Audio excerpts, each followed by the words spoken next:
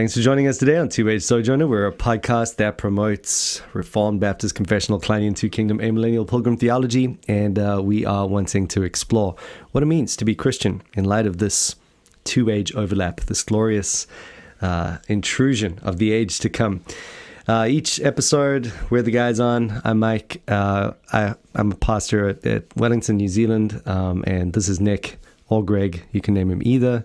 If you name him Greg, then you have to say, well, either he's got a legitimate baptism or he's got a false name. It's you got those choices, I think. Yeah, the Lord gives me my name, not the guy who baptized me, so that's okay. So I think what you're saying is you'd prefer the baptism. You'd prefer the legitimate baptism and the false name. So we'll just call you Greg from now on. But anyway, so he's the pastor at Timaru. And if anyone is listening from Timaru, now you know the real identity of your pastor. There is always value in tuning into episodes like this. And then Andre usually is with us. He's a pastor at Bethesda Baptist in Felixstowe, UK, but he is currently on holiday. So we're just going to keep on trucking. Music that you just heard, that little jingle, is written by Jeremy Casella, performed by Indelible Grace. Well, it's written by William Williams originally, but the lyrics, at least the way they've contemporized it. And so go check them out, Indelible Grace and Jeremy Casella at Spotify or Apple Music. Check us out on our website, Two-Age Sojourner, and you got all the info there, and we'll try and keep that relatively updated, although it's looking pretty archaic at the moment. I need to just at least check in there once in a while. Don't worry, we're just normal guys trying to do busy life and get this in somewhere, so it's not like we've got a person doing that for us. We'll update it whenever we've got something new and exciting going on. But join us. Join us in the conversation. Give us a rating, subscribe, do all that cool stuff. And let's keep going with this one. We're talking about baptism. We're talking about Fesco's book. What is it? Word, Water, Spirit. Word, Water, and Spirit, yeah. And we've been wanting to look at this for a while, just because it is kind of an updated argument updated and more robust, I think, in terms of its history angle and all the other little bits and bobs that have been added to what Klein originally put forward in By Oath Consigned.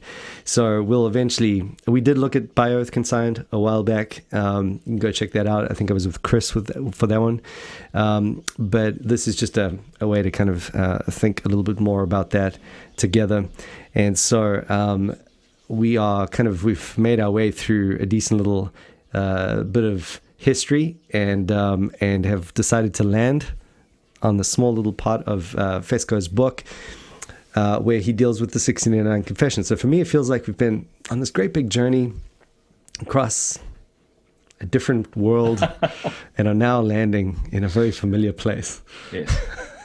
And interesting little critique he does of, he doesn't spend a whole lot of time on it, but he says a few things, and just because this is where we're at, and this is it's very relevant for us. So we're not wanting to nitpick Fesco's book necessarily, because you can imagine how annoying that would be. You're just wanting to write a little spiel about the 1689, and then they get all up in your face. That's not what we're trying to do here, but it's just that this is, in light of where we're trying to factor this Fesco's argument in, this is a relevant little piece, and plus it shows a bit of difference, I think, within the 1689 camp as well. You've got a few different angles to work with. None of them particularly confessional necessarily, but all encompassed within the bounds of the confession. And so that'll help us out in terms of just stuff we want to talk about as we go forward. All right, so the Second London Confession. I don't know. What do you want to do? Do you want to kind of summarize the sucker? Do you want to give some history to Second London and what that means before we even kick it off? Yeah, go for it. Sounds good. All right, so First London Confession was 1644. Prior to the Westminster Standards. And after the Westminster Standards had been done and the Savoy Declaration had been done, the Baptists wanted to show how they are in keeping with the broad stream of Reformed theology. And so in 1677, they put together a confession, but because it was a time of persecution, they couldn't release it. And it was only in 1689, because of the Act of Tolerance, that they were then able to publish it. And so it's therefore known as the Second London Baptist Confession. Yes. Yep. The second one. Which is much better than the first one. It really is. The first one was not good. But okay, he notes a few things. I mean, obviously, he notes that it's very closely associated in terms of its wording to the Westminster. It's just, they try to express their unity. But there are some significant changes. Everyone notices that. One of the first, I mean, there are obviously too many to go through now, but, if anyone does want to look at this, I think I might actually have the book. No, somewhere around here. Was lying around. I saw it the other day. But Jim Renihan's overview of, he does this detailed, you can only buy it in that spiral bound format thing and it costs a fortune, but it's worth getting in that you just basically go through and you see every single little detail mapped out with the Savoy, the 1689, the Westminster, whatever else he's got going there. And often he puts little notes in to explain what's going on. And it's really, I've turned back to it again and again. But one of the key things that he notes in that Jim Renihan does, and one of the things that Fesco notices here is that the Baptist confession omits the term sacrament, which I just remember that from Jim's class, in that he spends a while on it. He likes the term sacrament. And I remember appreciating the point that he was making, and that it goes slightly contrary to what Fesco is saying here, in that he kind of concludes that basically this is a decisive move away from that sacramental understanding. Yeah. And I think Jim's argument, from memory, I don't have his notes in front of me, but it was basically, it's just widening the tent a little bit. It's allowing for both uses. I think when he says the Baptists preferred, this is Fesco, the Baptists preferred the term ordinance to sacrament. This was likely done to distance the confession from both Roman Catholic and Reformed views of the sacraments. I think certainly in terms of the Roman Catholic view, amen, and to the degree that the rest of the confession has tried to move consistently away from Roman Catholicism, I think, amen. But I don't think that all agree that it, or I don't think I would be comfortable saying that they were trying to distance themselves from all parts of the sacramentology of the sacraments in Reformed thinking, and that's the impression he gives. Yeah. I mean, so he does mention Benjamin Keach in a footnote. Yes, he does, yeah. I checked out all his footnotes, and I thought he was at least very charitable there, where he notes the fact that Benjamin Keach, who was a very influential Reformed Baptist, had a high view, a sacramental view of the ordinances. Mm-hmm. And I mean, I guess my feel was this, is that, because you've got, moving between the Church of Rome, Church of England, Church of Rome, Church of England, depending on who's king or queen at the time. And then the Westminster comes in and says, hang on, we want a new confession.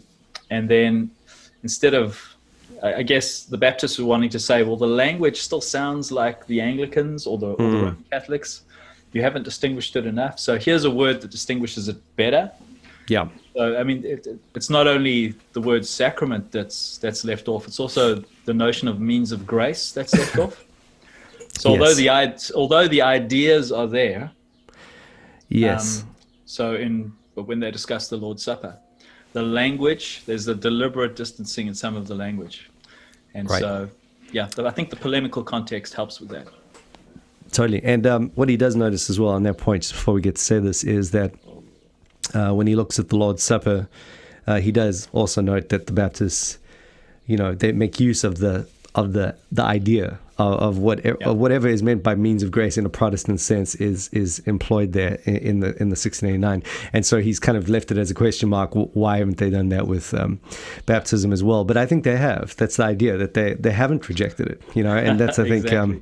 Largely what Jim Renihan was saying. You can see it there. It's just really, it's a broadening out. It's perhaps just it's doing what confessions do. You can imagine there would be some in the camp that weren't all that keen for it. It is a Baptist camp after all, so just widen it out, allow for both, but I don't think it's a rejection, is basically what we're saying. No. And he doesn't say it explicitly, but I think that's the way it gives the impression as you read this book that this was a decisive move in that direction, but it wasn't. So that's the one thing. And I think all you have to do just to see a contemporary representation of this is Richard Barcellas's book, More Than a Memory. Yeah, great book. Recently came out. Yep. Yeah. Just does a good job there and Sam Waldron makes the point. He says, look, use any word you like. Just make sure you define them correctly. Exactly. What matters is how you define your terms, not the terms you're using. Right, and if certainly that's the case if you are going to use the word sacrament as well. There's much to be confused by there, so you have to be careful one way or another. Okay, so that's the one thing. But he says the key to grasping the confession's different understanding of the relationship between the testaments comes in its chapter entitled "Of God's Covenant," where the covenant of grace is discussed. The confession states that. And then it just kind of goes on to the thing. I think most people listening to this will kind of know this whole bit here. But this covenant, it's essential. All right, let me read it. This covenant is revealed in the gospel, first of all, to Adam in the promise of salvation by the seed of the woman, and afterward by farther steps, there's the key, until full discovery thereof was completed in the New Testament. And then he says, note that the full discovery of the covenant of grace was not made until the New Testament. This statement appears to place the fulcrum on the discontinuities between the testaments. And so, it's an interesting little way, because, immediately... I disagree with the critique. Yeah. I think one of the immediate reactions I had was, oh my goodness, he's misrepresenting all Reformed Baptists with 1689 federalism. But I don't think he is even doing that. It's just kind of... he's saying, I think the way he probably wants to word this is that, we're just placing a far greater emphasis on that idea of a full discovery of the new covenant. He does go on later to say that because of this emphasis and because of the way it gets emphasized and what's left out in terms of what they emphasize, he won't allow us to be called Reformed or the 1689 to be called a Reformed confession. So I think he's stressing this in a negative sense, that the discontinuity between the Old Testament and the New Testament, that it's overstressed, he would say. But I mean, what would your pushback be on that one? I've got some strong pushback. Well, I mean, I think just in terms of, my immediate thought there was that they do the same thing if they're Kleinian, certainly, in that I don't think any Kleinian I've ever met is going to argue for a flattened out, understanding of the covenant of grace, in that the covenant of grace was just equally revealed everywhere, even with the strong emphasis placed on the Abrahamic covenant, or that ratification that took place there, and the fact that there is a continuity all the way through undergirding the Mosaic covenant. That's fine, but even so, I think everyone would agree that there's this. In fact, just after I was reading this, I can't remember even where I was reading it, but I read someone else to say exactly the opposite that Fesco just said there, from staunchly Presbyterian perspective. So and he was basically saying, well, absolutely, the new covenant is the fullest, clearest administration of the covenant of grace. Amen. As and that's just standard. We would all accept that. So it's the goal that it's driving towards. The only ones that don't accept that kind of thing are the theonomists and those who want to basically say that there is just total continuity from the word go, and there's no sense. Well, even they would admit there's some sort of progression, but they don't want to speak of it as much. So I'm not sure exactly what he was going for there. Other than just to say there's a difference in emphasis. Yeah, I mean, my initial thoughts were, well, let's just reread that portion again, and then where it talks about by farther steps until the full discovery. That really is the key, because he wants to bring in the critique that doesn't talk about signs and seals, doesn't talk about the fact that circumcision is mentioned. The Westminster is just so much better because it mentions circumcision. But the way that the 1689 is emphasizing it is that it's going beyond it by farther steps. So it's stressing the developmental nature of the administration of the covenant of grace as it culminates and climaxes in the new covenant. Exactly. Yeah, exactly. And but even as you say that, it's kind of weird because everyone agrees with what you just said, so it's an odd. I think really when it gets more what's the word I'm looking for? It gets more vivid, I suppose, when you start talking about whether we, the sacrament idea was a vivid, and do you believe that the baptism is a sacrament or not? I think that's a very clear thing to talk about. The other thing that he brings in that is much more just clear and we can work it through, is that, whether it is true that baptism replaces circumcision, and that, because I think one of the things he takes exception to here is that there are, and he seems to portray it as everyone, but that there are those in the Reformed Baptist camp who feel uncomfortable with associating the sign and seal thing all the way through in the way that Presbyterians do. And so, that's something I think that's worth talking about. But even there, he makes it sound like that's everyone, and it's very much like the sacrament thing, and I think it's not at all. It's certainly not from the confession. What was kind of interesting about this is that he doesn't quote the confession at all when he's making his points. It's just he's sort of gone with someone's interpretation of it, and it doesn't let you know where he's why he's done that. I pulled out Waldron. Can I read you what he says on this point? Cool, do it. So he talks about the major features of the covenant of grace. So we're looking at the chapter of God's covenant. And he says, paragraph 3 of the Baptist Confession is an admirable statement. The emphasis of the Westminster Confession is on the unity of the covenant of grace. Only its external ordinances or sacraments are changed under the gospel. So that's a negative critique. The Baptist Confession does not artificially limit the development in the covenant of grace to mere changes in its external administration or sacraments.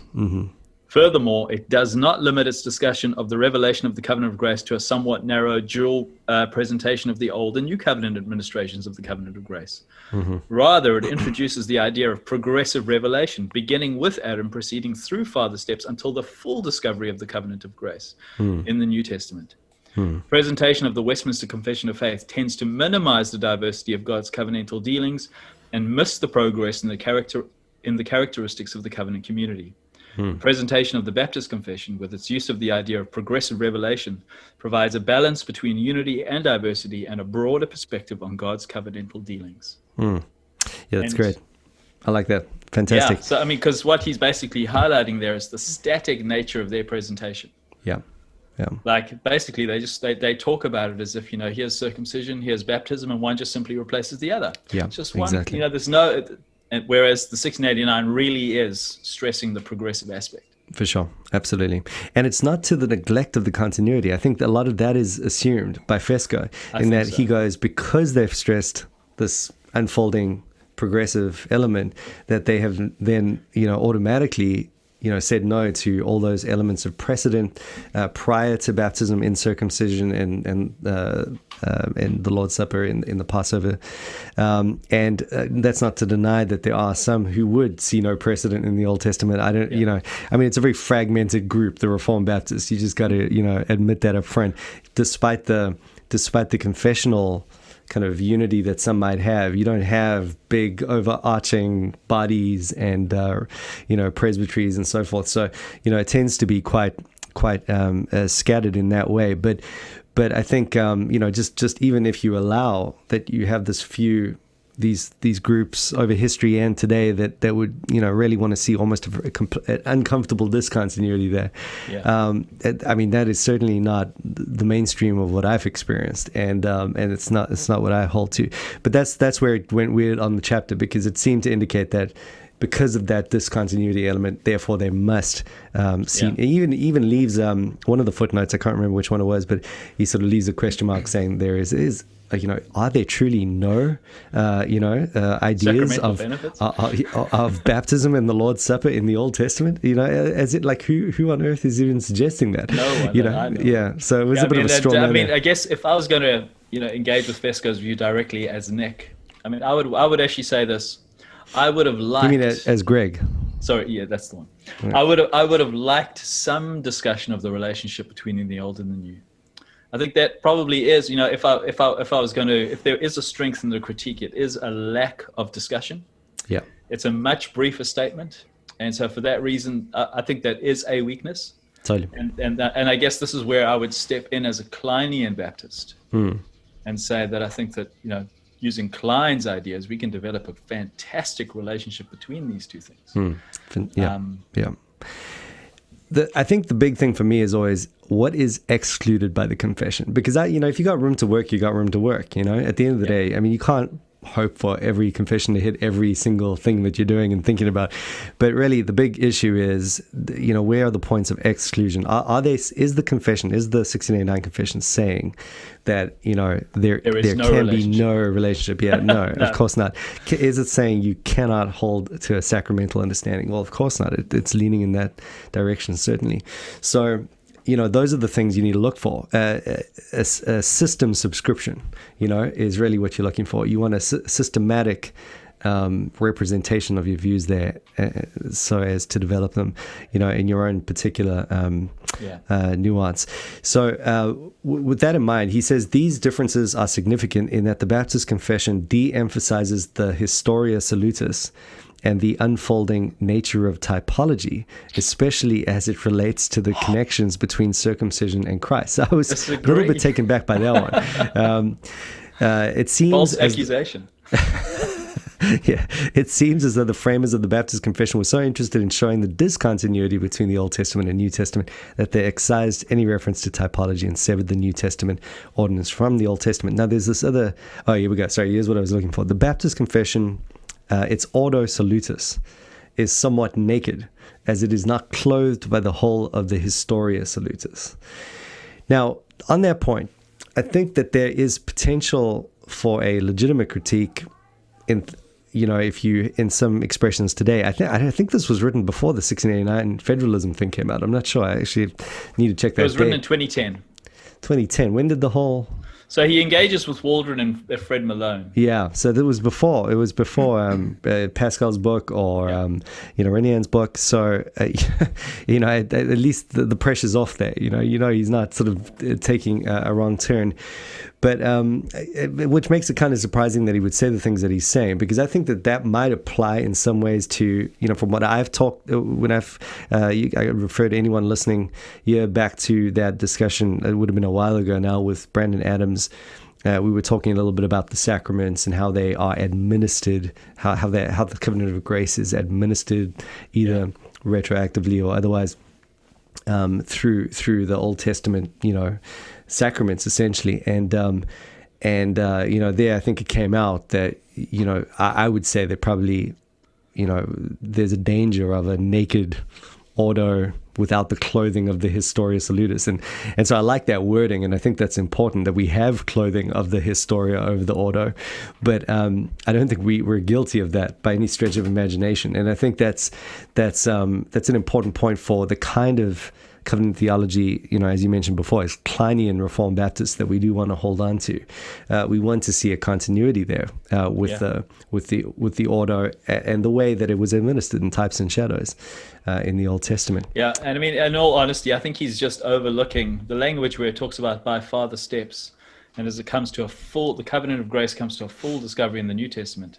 That's covering all the steps of the Historia, but because it's not spelling it out in the way that he would spell it out. Yeah, exactly. And, I think also, I do like the way the Westminster does spell it out on those points. So, I mean, if we're going to be fair to the critique that he's giving you, I think, that's one of the strong points of the Westminster. I wish if I could just wave my magic wand, I would change that. I would go, hey, let's bring some more of that language more that detail. spells it, more detail. Yeah.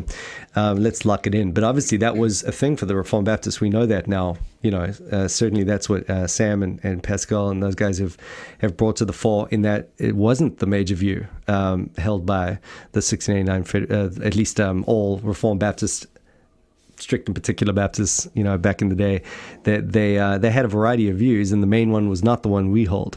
So, that's important to say. And so at that level, I suppose you could say Fesco's critique is correct, in that it does as it hits that mainstream view that came out of it, it tends to show that discontinuity was overemphasized. But in terms of the relationship between the two, he does. I'm just thinking what we could riff off here, but I think in terms of here we go. This trend is further highlighted by the fact that baptism is not seen as a sign and seal of God's covenant, but instead as a sign of the believer's fellowship with Christ.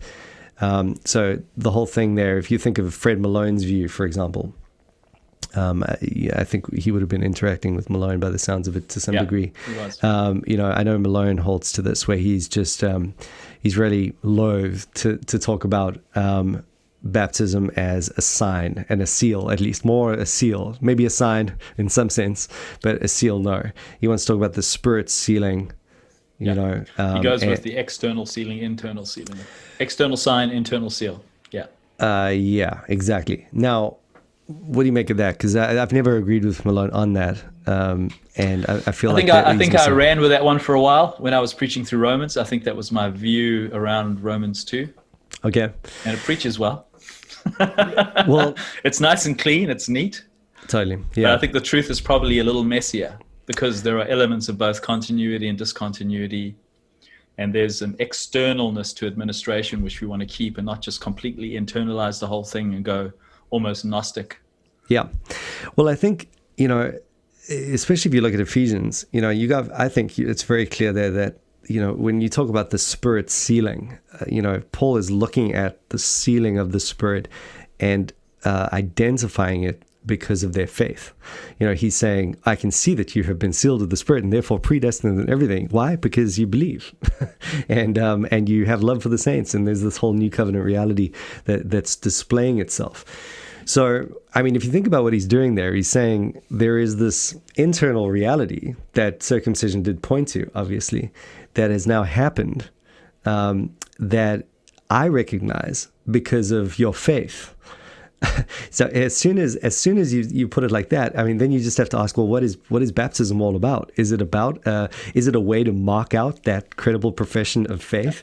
And if it is, I wonder who the Christians are. Oh, it's those baptized people over there. Right. So, although it's not in Paul's direct purview at that point, it's almost like if it was his concern to ask, well, what is the meaning of baptism in light of what I'm recognizing? He could have said almost as a synecdoche, this is I've recognized your baptism, in light of your faith, which shows me that you are sealed with the Spirit. So I think, those are always very closely related, and the internal, as you said earlier, is always going to be there with the external.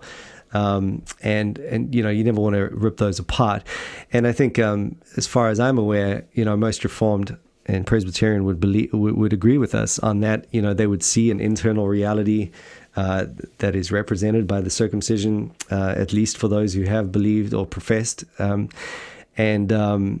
so, there's really no disagreement. I suppose the extra bit of nuance that this confession is forcing out of us and forcing us to think about and talk about is that you can't make the mistake of just going straight from circumcision to baptism without its fulfillment in Christ and representation in baptism. So it actually forces the Christocentric sort of reality to emerge before you then relate it to the sign itself, which is why we're Baptist. That's the whole thing. It's got to go through that actual reality of faith and union with Christ, at least in terms of what it's representing before we'd go ahead and apply the sign.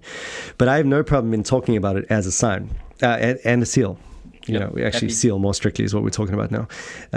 But yeah, absolutely no problem. Because even as we tap into some of the others, sign being merely something visible, but seal being, bearing the weight of a promise and coming with authority, coming with a sense of, a certainty with it.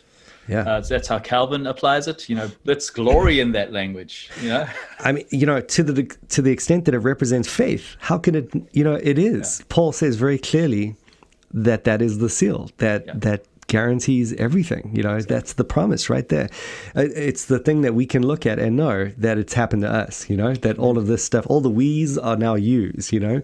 And so I think there's no doubt that we can incorporate that glorious language. And we've mentioned that when we're looking at Calvin, it's great. As we just this great overlap as long as we have faith in view there.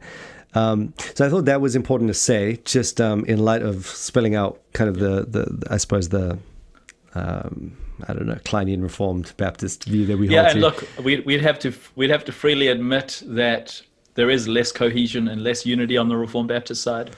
Yeah. which is its strength and weakness, in the sense that we don't all make the same mistakes. Well, you know what my thoughts on that are. There's less cohesion, but it's almost like there's less division as well. I don't know if you've ever thought about this, but less specificity on some issues. Yeah, I mean, I think you'll have, like, right now, as I think about it right now, you have maybe 2 or 3, camps that people are falling into within the Reformed Baptist world, but that's kind of the extent of it, really. You don't really, I mean, as soon as you go dispensational, you're out. For example, as soon as there are no theonomists. It's just it's very small. Even though there might be we had a new covenant blip on the radar for a while.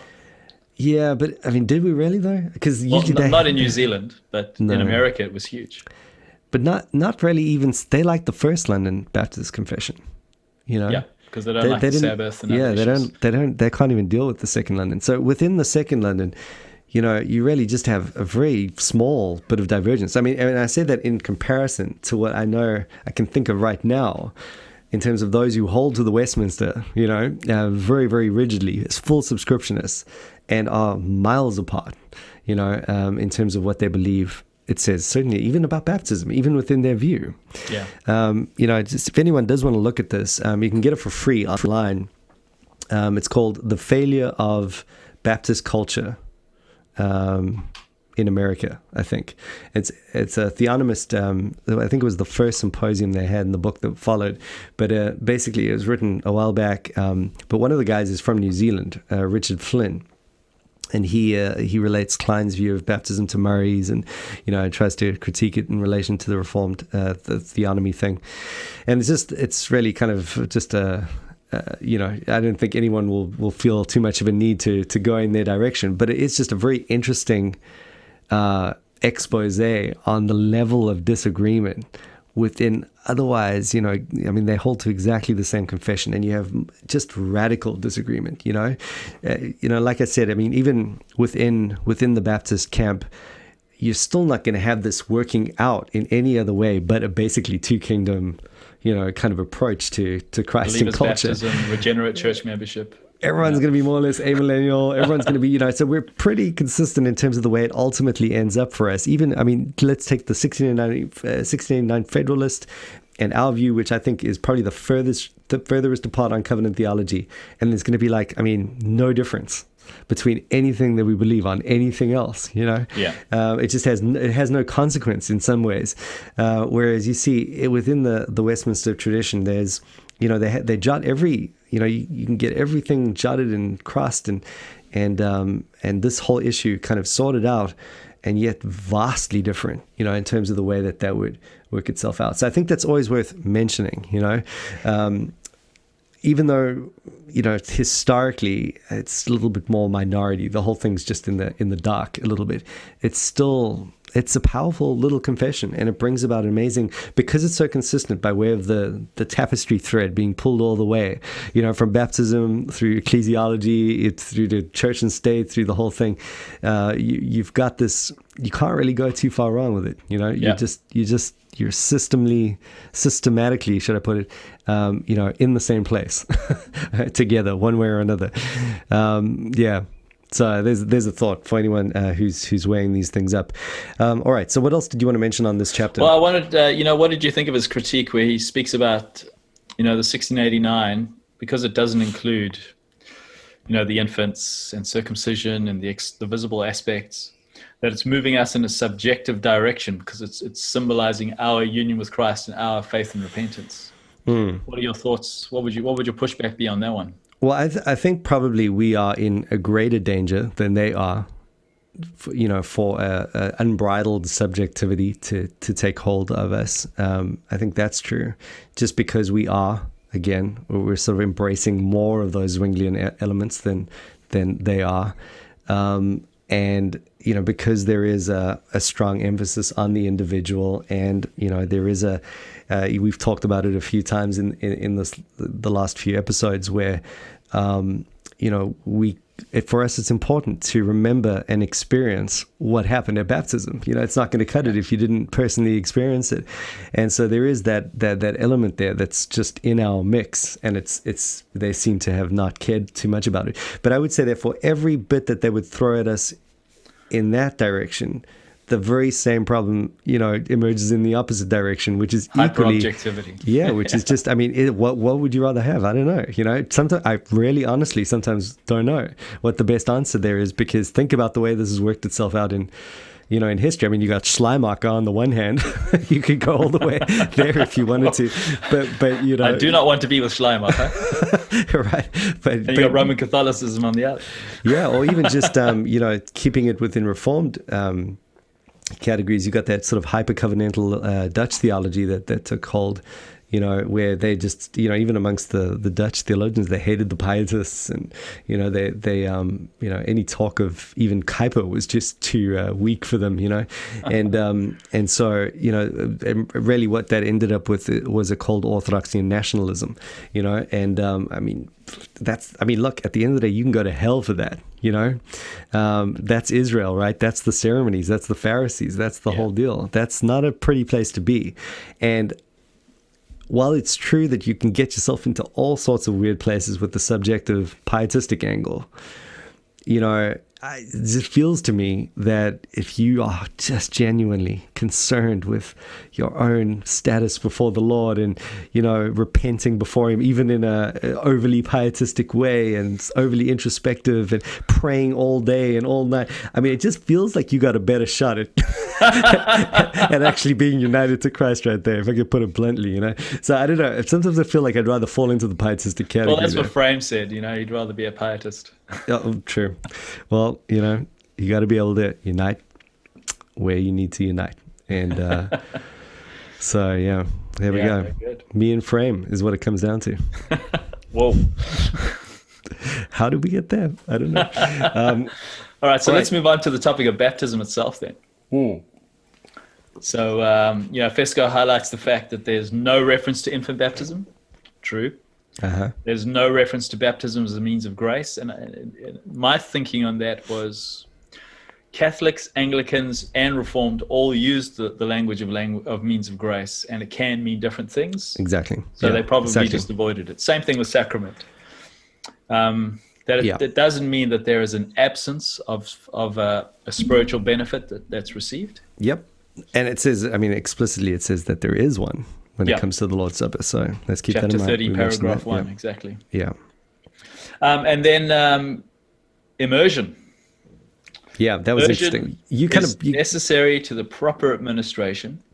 Now, I was reading Waldron again today just to hear another Reformed Baptist voice, and he basically said, look, that doesn't mean that we would deny other baptisms. Yes, exactly. It recognizes an improper use, but if you're gonna just like from the outset try and do it properly, start with immersion.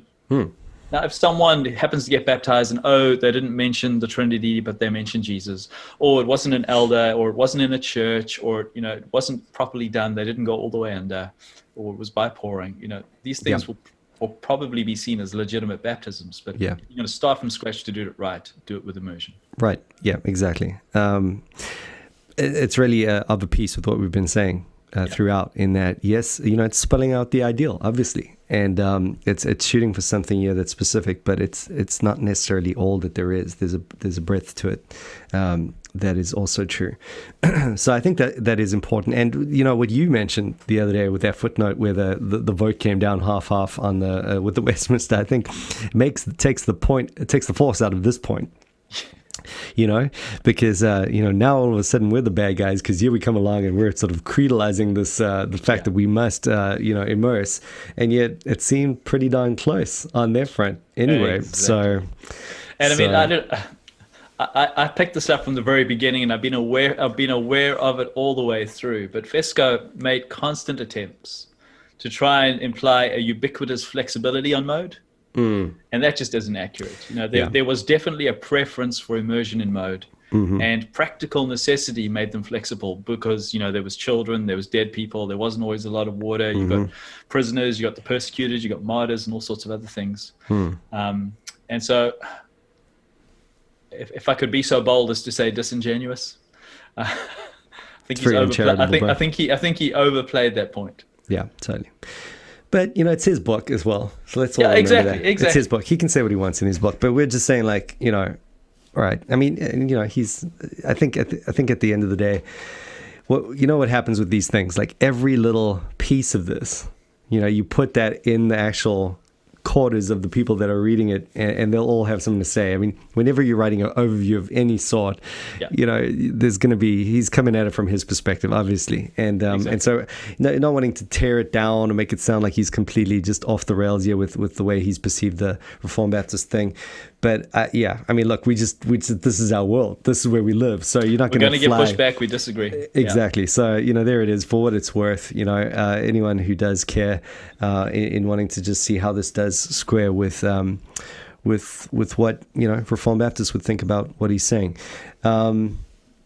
Yeah, and that brings us back to that brings us back to where we kind of ended off here last time, and wanted to just circle in on this one. And next week we can start thinking about baptism and modern theology. I'm going to want to skip a few over that. I'm happy to skip that one. We can talk about Schleimacher if you want to, since we brought him up, maybe. And then we can just jump straight into where were we?